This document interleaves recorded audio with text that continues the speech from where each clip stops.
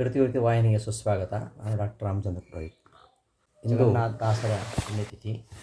ಶ್ರೀ ವೇದವ್ಯಾಸ ಶ್ರೀ ಮಧ್ವರ ಸಿದ್ಧಾಂತದ ಸಾರ ಸರೋಸಂತಿರತಕ್ಕಂತಹ ಕನ್ನಡದ ಮೇರುಕೃತಿ ಶ್ರೀ ಹರಿಕಥಾಮೃತ ಸಾರವನ್ನು ನೀಡಿ ಸಜ್ಜನರಿಗೆ ಉಪಕಾರವನ್ನು ಮಾಡಿದ ಮಹನೀಯರು ಶ್ರೀ ಜಗನ್ನಾಥ ದಾಸರು.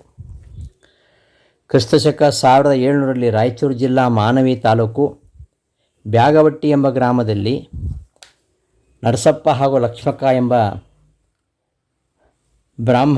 ಬ್ರಾಹ್ಮಣ ದಂಪತಿಗಳಲ್ಲಿ ಜನಿಸಿದವರು.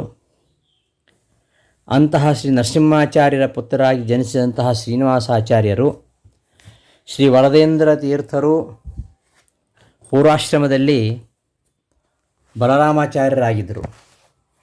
ಅಂತಹ ಬಲರಾಮಾಚಾರ್ಯರ ಬಳಿಯಲ್ಲಿ ಸಮಸ್ತ ಶಾಸ್ತ್ರಗಳ ಅಧ್ಯಯನವನ್ನು ನಡೆಸಿದಂತಹ ಶ್ರೀನಿವಾಸಾಚಾರ್ಯರು ಶ್ರೀಮದಾಚಾರ್ಯರ ಸಿದ್ಧಾಂತದಲ್ಲಿ ಅಸದೃಶವಾಗಿರತಕ್ಕಂತಹ ಪಾಂಡಿತ್ಯವನ್ನು ಗಳಿಸಿದರು.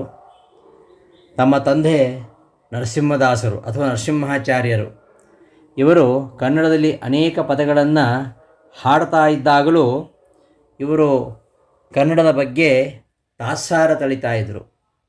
ಅಪ್ರಾಕೃತನಾಗಿರತಕ್ಕಂತಹ ಶ್ರೀಹರಿಯನ್ನು ಸ್ತೋತ್ರ ಮಾಡಲಿಕ್ಕೆ ಕನ್ನಡ ಭಾಷೆ ಬೇಕೇ. ಹರಿದಾಸ ಪರಂಪರೆಯ ಬಗ್ಗೆಯೂ ಶ್ರೀನಿವಾಸಾಚಾರ್ಯರಿಗೆ ತುಂಬ ಅನಾದರ ಇತ್ತು. ಹರಿದಾಸ ಶ್ರೇಷ್ಠರಾಗಿರತಕ್ಕಂತಹ ವಿಜಯದಾಸರು ಸ್ವತಃ ಶ್ರೀನಿವಾಸಾಚಾರ್ಯರನ್ನು ವಿಜಯ ವಿಠಲನ ಪ್ರಸಾದವನ್ನು ಸ್ವೀಕರಿಸುವಂತೆ ಆಮಂತ್ರಣವನ್ನು ನೀಡುತ್ತಾರೆ. ಆದರೆ ಹರಿದಾಸರು ಪೂಜೆ ಮಾಡುವಾಗ ಕ್ರಮ ಪ್ರಕಾರವಾಗಿ ನೈವೇದ್ಯಾದಿಗಳನ್ನು ಮಾಡ್ತಾರೋ ಇಲ್ವೋ ಅನ್ನೋದು ಅನುಮಾನ ಶ್ರೀನಿವಾಸಾಚಾರ್ಯರಿಗೆ. ಹಾಗಾಗಿ ಅವರು ಅಲ್ಲಿಗೆ ಹೋಗಲೂ ಇಲ್ಲ. ಕರೆ ಬಂದಾಗ ಭೋಜನಕ್ಕೆ ಹೆಚ್ಚು ಸಮಯವಾದರೆ ಆಚಾರ್ಯ ಹೊಟ್ಟೆ ಬರ್ತದೆ ಎಂಬ ಸುಳ್ಳು ನುಡಿ ಬೇರೆ. ಸೋತ್ತಮರ ಮಹತಿಯನ್ನು ಅರಿಯದೆ ಅವರನ್ನು ಅವಗಣಿಸಿದ ಕಾರಣದಿಂದಾಗಿ ಶ್ರೀನಿವಾಸಾಚಾರ್ಯರು ಆಡಿದಂತಹ ಈ ಅನೃತ ಯಥಾರ್ಥವಾಗಲಿ ಎಂದು ಗೋಪಾಲದಾಸರು ತಮ್ಮ ಗುರುಗಳ ಅವಜ್ಞತೆಯನ್ನು ಸಹಿಸದೆ ನುಡಿದು ಬಿಡ್ತಾರೆ. ಅವರ ಮಾತಿನ ಫಲವಾಗಿ ಶ್ರೀನಿವಾಸಾಚಾರ್ಯರಿಗೆ ಉದರ ವ್ಯಾಧಿಯ ಅನುಭವ, ಜ್ಞಾನಿಗಳನ್ನು ಉಪೇಕ್ಷೆ ಮಾಡಿದ್ದರಿಂದಾಗಿ ಅವರು ಲೋಕೈಕನಾಥನ ಕಾರುಣ್ಯದಿಂದಲೂ ಕೂಡ ದೂರ ಆಗಿಬಿಡ್ತಾರೆ. ಲೋಕಗುರುಗಳಾಗಿರತಕ್ಕಂತಹ ಮುಖ್ಯಪ್ರಾಣದೇವರು ದಯ ತೋರಲಿಲ್ಲ. ರಾಘವೇಂದ್ರ ಸ್ವಾಮಿಗಳ ಸೂಚನೆಯಂತೆ ಮತ್ತೆ ವಿಜಯರಾಯರನ್ನೇ ಮೊರೆ ಹೊಕ್ಕಾಗ ದೊರೆತ ಗುರು ಕಾರುಣ್ಯ ಅವರ ಅಪಮೃತ್ಯುವನ್ನು ದೂರ ಮಾಡುತ್ತೆ. ಇತಿಹಾಸದಲ್ಲಿ ಅತ್ಯಪೂರ್ವವಾಗಿರತಕ್ಕಂತಹ ಆಯುರ್ದಾನವನ್ನು ಹರಿದಾಸ ದೀಕ್ಷೆಯನ್ನು ಗೋಪಾಲದಾಸರಿಂದ ಪಡೆದು ಅಲೌಕಿಕವಾದಂತಹ ರೀತಿಯಲ್ಲಿ ಪಾಂಡುರಂಗನ ಪರಮ ಪವಿತ್ರ ಕ್ಷೇತ್ರವಾಗಿರತಕ್ಕಂತಹ ಪಂಢರಾಪುರದಲ್ಲಿ ಹರಿತಾ ಇರತಕ್ಕಂತಹ ಚಂದ್ರಭಾಗಾ ನದಿಯಲ್ಲಿ ಇವರು ಜಗನ್ನಾಥ ವಿಠಲ ಎಂಬ ಅಂಕಿತವನ್ನು ಪಡೀತಾರೆ. ತಮ್ಮ ಶೇಷ ಜೀವಿತವನ್ನು ಶ್ರವಣ ಮನಕಾನಂದವಿವ ಭವಜನಿತ ದುಃಖಗಳ ಕಳೆವ ವಿವಿಧ ಭೋಗಗಳ ಇಹಪರಂಗಳಿತ್ತು ಸಲಹುವ ಭುವನ ಪಾವನ ವೆನಿಪ ಲಕುಮೀಧವನ ಮಂಗಳ ಕಥಾರೂಪವಾಗಿರತಕ್ಕಂತಹ ಹರಿಕಥಾಮೃತಸಾರದಂತಹ ಮಾಧ್ವ ವಾಂಗ್ಮಯ ಇತಿಹಾಸದಲ್ಲೇ ಮಹತ್ವದ ಕೃತಿಯು ಸೇರಿದಂತೆ ಅನುಪಮ ಕಾವ್ಯ ಸೌಂದರ್ಯದಿಂದ ಅನೇಕ ದೇವರ ನಾಮಗಳನ್ನು, ಉಗಾಭೋಗಗಳನ್ನು, ತತ್ವ ಸುವಾಲಿ ಸುಳಾದಿಗಳನ್ನು ರಚನೆ ಮಾಡುತ್ತಾರೆ ಜಗನ್ನಾಥದಾಸರು. ಹರಿಕಥಾಂಸಾರವಂತೂ ಅದು ಶ್ರುತಿಸಿದ್ಧ ಮಧ್ವಮದ ವಾರಿಧಿಯನ್ನು ಮಥಿಸಿ ಚಾರು ಶ್ರೀ ಹರಿಕಥಾಮೃತಸಾರ ತೆಗೆದು ಕ್ಷಿತಿಸುರರಿಗೆ ಎಂದು ಹೇಳುವಂತೆ ಜಗನ್ನಾಥದಾಸರ ಅತ್ಯಂತ ಶ್ರೇಷ್ಠವಾಗಿರತಕ್ಕಂತಹ ಕೃತಿ. ಮಧ್ವಾಚಾರ್ಯರ ಸಿದ್ಧಾಂತದ ಪ್ರಮೇಯಗಳನ್ನು ತಮ್ಮ ಅಗಾಧವಾಗಿರತಕ್ಕಂತಹ ಜ್ಞಾನದೊಂದಿಗೆ ಕಾವ್ಯ ರಚನಾ ಕೌಶಲ್ಯವನ್ನು ಬೆರೆಸಿ ಕಾವ್ಯ ರೂಪದಲ್ಲಿ ಜನರಿಗಿತ್ತವರು ಶ್ರೀ ಜಗನ್ನಾಥದಾಸರು. ಸರಳವಾದ ಕನ್ನಡ ಸುಲಲಿತವಾಗಿರತಕ್ಕಂತಹ ಭಾಮಿನಿ ಷಟ್ಪದಿಯ ಛಂದಸ್ಸಿನಲ್ಲಿ ರಚನೆಗೊಂಡಿರತಕ್ಕಂತಹ ಈ ಹರಿಕಥಾಮೃತಸಾರ ಮಧ್ವಾಚಾರ್ಯರ ತತ್ವವಾದದ ಸಮಸ್ತ ತತ್ವಗಳನ್ನು ಕ್ರೋಢೀಕರಿಸಿ ಹೃದಯಂಗಮವಾದಂತಹ ಉದಾಹರಣೆಗಳೊಂದಿಗೆ ಕಾವ್ಯ ರೂಪದಲ್ಲಿ ಮೂಡಿದಂತಹ ಒಂದು ಮೂರ್ಧನ್ಯ ಕೃತಿ. ಹರಿಕಥಾಂಸಾರದಲ್ಲಿ ಶ್ರೀ ಮಧ್ವ ಸಿದ್ಧಾಂತದ ಸಮಸ್ತ ಪ್ರಮೇಯಗಳು ಏಕತ್ರ ಸಮಾವಿಷ್ಟಗೊಂಡದ್ದನ್ನು ನಾವು ಕಾಣಬಹುದು. ಜಿಜ್ಞಾಸುಗಳು ಅನೇಕ ಗ್ರಂಥಗಳನ್ನು ಅಧ್ಯಯನ ಮಾಡಿ ತಿಳಿಯಬೇಕಾದ ತಿಳಿವನ್ನು ತಿಳಿಯಾದ ಕನ್ನಡದಲ್ಲಿ ಒಂದೇ ಕಡೆ ದೊರೆಯುವಂತೆ ಮಾಡಿದ ಯಶಸ್ಸು ಶ್ರೀ ಜಗನ್ನಾಥದಾಸರಿಗೆ ಸಲ್ಲುವಂಥದ್ದು. ಕನ್ನಡದ ಈ ಗ್ರಂಥಕ್ಕೆ ಕನ್ನಡ ಭಾಷೆಯಲ್ಲಿ ಮಾತ್ರವಲ್ಲದೆ ಸಂಸ್ಕೃತದಲ್ಲಿಯೂ ಕೂಡ ಅತ್ಯಂತ ವಿದ್ವತ್ಪೂರ್ಣವಾಗಿರತಕ್ಕಂತಹ ವ್ಯಾಖ್ಯಾನಗಳು ಬಂದಿವೆ ಎಂಬುದನ್ನು ಗಮನಿಸಿದಾಗ ಹರಿಕಥಾಂಸಾರದ ಹಿರಿಮೆ ನಮಗೆ ವೇದ್ಯವಾಗುತ್ತೆ. ಹರಿಕಥಾಂಸಾರ ಅದು ಶಾಸ್ತ್ರವೂ ಹೌದು, ಕಾವ್ಯವೂ ಹೌದು. ಅಷ್ಟೇ ಅಲ್ಲದೆ ಶ್ರೀ ಜಗನ್ನಾಥದಾಸರೇ ನುಡಿದಂತೆ ಅದು ತಾರಕ ಗ್ರಂಥವಾಗಿದೆ. ತಾರಕವಿದು ಹರಿಕಥಾಂಸಾರ ಜನಕ್ಕೆ ಘೋರತರ ಅಸಾರ ಸಂಸಾರವೆಂಬ ನವಶರಧಿಗೆ ಶ್ವಾನಸೂಕರಾದಿ ನೀಚ ಯೋನಿಗಳಲ್ಲಿ ಬಂದು ನೊಂದು ವೈನತೆಯ ವಾಹನ ಸನ್ನಿಧಾನ ಬೇಕು ಎಂಬುವರಿಗೆ ಎಂಬುದಾಗಿ ಗುರುಜಗನ್ನಾಥದಾಸರು ಅತ್ಯಂತ ಯುಕ್ತವಾಗಿ ಹರಿಕಥಾಂಸಾರದ ಒಂದು ಮಹತಿಯನ್ನು ಹಾಗೂ ಜಗನ್ನಾಥದಾಸರ ಹಿರಿಮೆಯನ್ನು ಹೇಳಿದ್ದಾರೆ. ಮೋದತೀರ್ಥ ಶಾಸ್ತ್ರೋದಧಿ ಭವ ಸುಧಾದಿ ಸದ್ಗ್ರಂಥಗಳ ಶೋಧಿಸಿ ಪರತತ್ವ ಸಾಧಿಸಿ ಶಿಷ್ಯರಿಗೆ ಬೋಧಿಸಿ ಸುಖ ಸುರಿವ ಲೋಕದಿ ಮೆರೆದ ಘನ್ನ ಮಹಿಮಾ ಶ್ರೀ ಜಗನ್ನಾಥರಾಯರ ಪಾದ ಮನ್ನದೊಳಗೆ ಭಜಿಪೆ ಎಂಬುದಾಗಿ ಹೇಳ್ತಾರೆ. ಶ್ರೀ ಮಧ್ವಾಚಾರ್ಯರ ಸರ್ವಮೂಲ ಗ್ರಂಥಗಳಲ್ಲಿ ಶ್ರೀ ಜಯತೀರ್ಥರು, ಶ್ರೀ ವ್ಯಾಸತೀರ್ಥರು, ಶ್ರೀ ವಾದಿರಾಜರು, ಶ್ರೀ ವಿಜಯೇಂದ್ರರು, ಶ್ರೀ ರಾಘವೇಂದ್ರ ತೀರ್ಥರು ಇವರೆಲ್ಲರ ಕೃತಿಗಳಲ್ಲಿ ವಿವರಿಸಲಾಗಿರತಕ್ಕಂತಹ ಮಾಧ್ವ ತತ್ವಜ್ಞಾನದ ವಿಚಾರಗಳ ತಿರುಳು ಏಕತ್ರ ದೊರೆಯುವಂತೆ ಮಾಡಿದ್ದಾರೆ. ಇದು ಹರಿಕಥಾಂಸಾರದಲ್ಲಿ ಮಾತ್ರ ನಮಗೆ ಏಕತ್ರ ದೊರೆಯುವಂಥದ್ದು. ಮೇಲ್ನೋಟಕ್ಕೆ ಎಷ್ಟು ಸುಲಭವಾಗಿ ಕಾಣುತ್ತದೆಯೋ ಆಳವಾಗಿ ಅಧ್ಯಯನ ಮಾಡಿದಂತಹ ಸಂದರ್ಭದಲ್ಲಿ ಅಷ್ಟೇ ಜಟಿಲವಾದಂತಹ ಗ್ರಂಥ ಈ ಹರಿಕಥಾಂಸಾರ. ಇಂತಹ ಅನುಭವವಾದಂತಹ ಕೃತಿ ಕನ್ನಡದಲ್ಲಿ ರಚಿತವಾಗಿದೆ ಎಂಬುದು ಕನ್ನಡ ಭಾಷೆಯ ಹಿರಿಮೆ.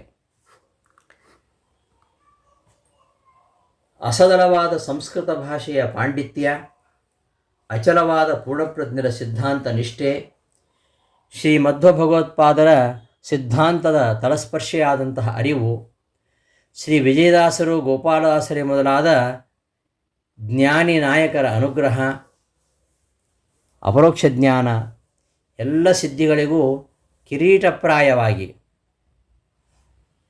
ಎಲ್ಲ ಶಕ್ತಿಗಳಿಗೂ ಕಿರೀಟಪ್ರಾಯವಾದ ರೀತಿಯಲ್ಲಿ ಶ್ರೀಹರಿಯಲ್ಲಿ ಭಕ್ತಿಯನ್ನು ಪಡೆದವರು ಜಗನ್ನಾಥದಾಸರು.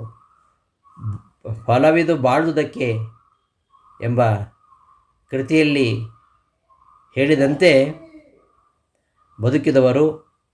ಶ್ರೀ ಹರಿಕಥಾಮೃತಸಾರ ಇದು ಮಧ್ವಾಗಮವೆಂಬ ಕ್ಷೀರಸಾಗರವನ್ನು ಮಥನ ಮಾಡಿ ಸಂಪಾದಿಸಿದಂತಹ ಅಮೃತವೇ ಆಗಿದೆ.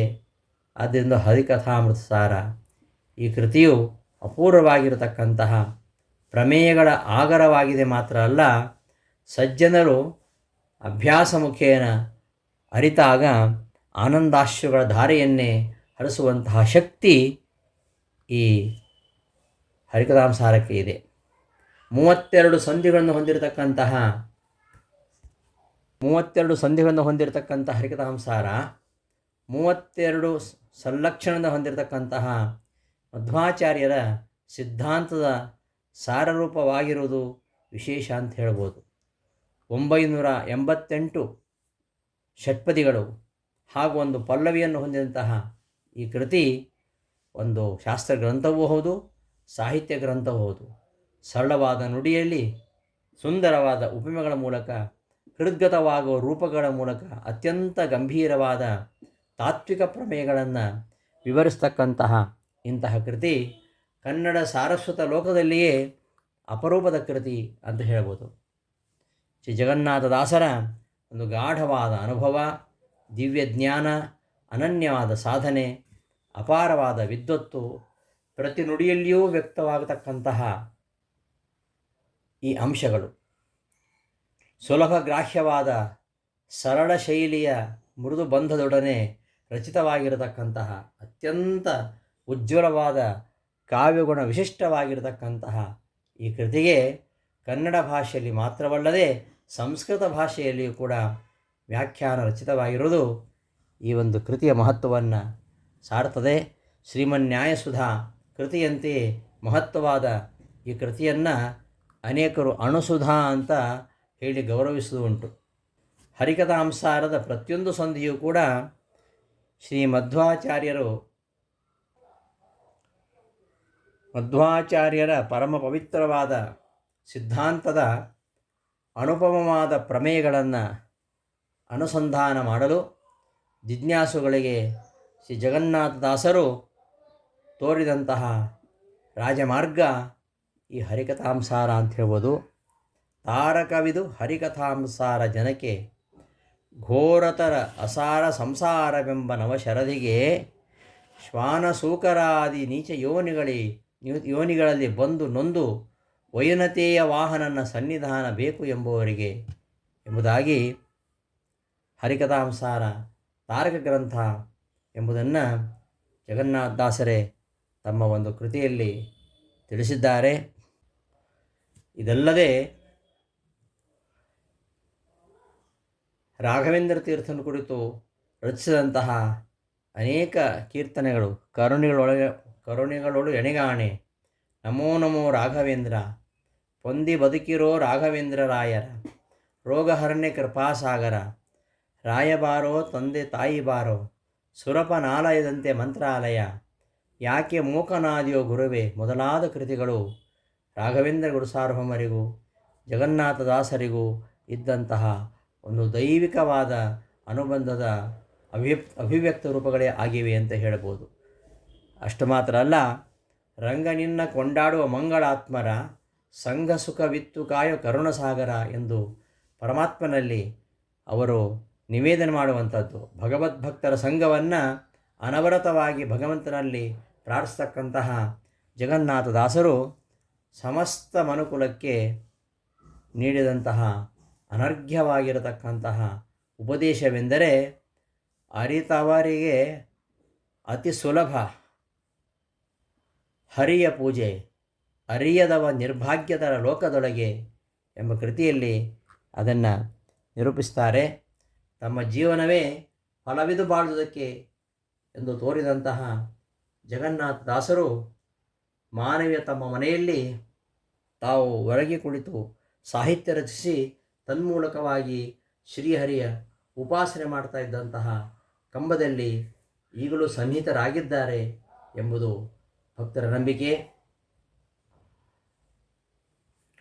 ಗುರುಜಗನ್ನಾಥದಾಸರು ಹೇಳಿದಂತೆ, ದಿಟ್ಟ ಜಗನ್ನಾಥ ವಿಠ್ಠಲ ಮೂರ್ತಿಯ ಗಟ್ಟಿಯಾಗಿ ಮನದೊಳಿಟ್ಟುಕೊಂಡು ದಟ್ಟದಿ ಸ್ವಾಂಶವ ಇಟ್ಟು ಕಂಬದಿ ಪೋದ ದಿಟ್ಟ ಗುರು ಜಗನ್ನಾಥ ವಿಠ್ಠಲನ ದೂತ ಎಂಬುದಾಗಿ ಜಗನ್ನಾಥದಾಸರು ಜಡವಾದ ಕಂಬದಂತಿರತಕ್ಕಂತಹ ನಮ್ಮ ಡಿಂಬದಲ್ಲಿಯೂ ಕೂಡ ಸ್ತಂಭಜನಾದ ಶ್ರೀ ನರಸಿಂಹ ನೆಲೆಸುವಂತೆ ಹರಿಸಲಿ ಎಂಬುದಾಗಿ ಪ್ರಾರ್ಥನೆಯನ್ನು ಮಾಡ್ತಾ ಹರಿಪದವನ್ನು ಸೇರಿದ್ದಾರೆ. ಕೃಷ್ಣಾರ್ಪಣಮಸ್ತು. ಧನ್ಯವಾದಗಳು.